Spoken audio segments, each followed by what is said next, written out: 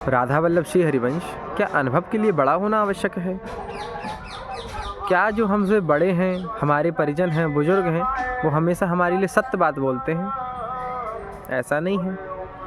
कोई हो 80 साल का बुजुर्ग, उसने जीवन भर विषयों में अपना मन लगाया हो, भजन ना किया हो, वो हमको क्या धर्म सम्मत बात बताएगा?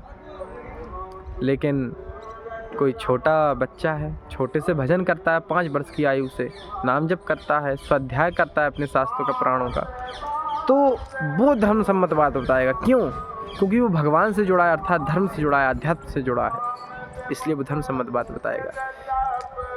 सही और गलत उम्र से नहीं हो सकता। और कोई छोटा है, भजन करता है, भगवान का भक्त है, तो वो सत्य बात बताएगा, बोलेगा, धर्म सम्मत बात बोलेगा।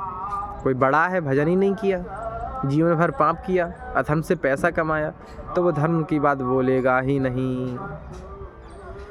ज्ञान और भक्ति उम्र की मोहताज नहीं है।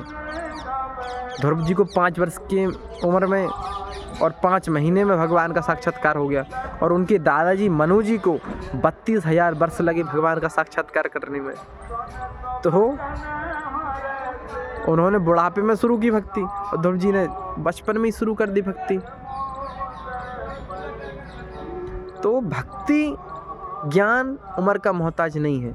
सुखदेव जी 16 वर्ष के थे जब परीक्षित जी को उन्होंने कथा सुनाई। जब वो सभा में पहुँचे, वहाँ उनके दादाजी थे, परदादा थे, पिताजी थे, सब खड़े हो गए। क्यों? क्योंकि वो भगवत प्राप्त महापुरुष हैं। हमें देखना ये है, कौन कोई भी हो, वो माता हो, पिता हो, दादा हो, दादी हो, धर्म सम्मत बात हमको कौन बताएगा?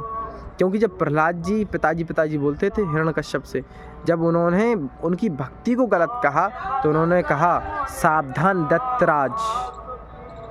तो कहने का तात्पर्य ये है, जो भगवान का भक्त नहीं है वो हमारा नहीं है, और जो भगवान का भक्त है वही हमारा है, और वही हमको सत्य बात बताएगा।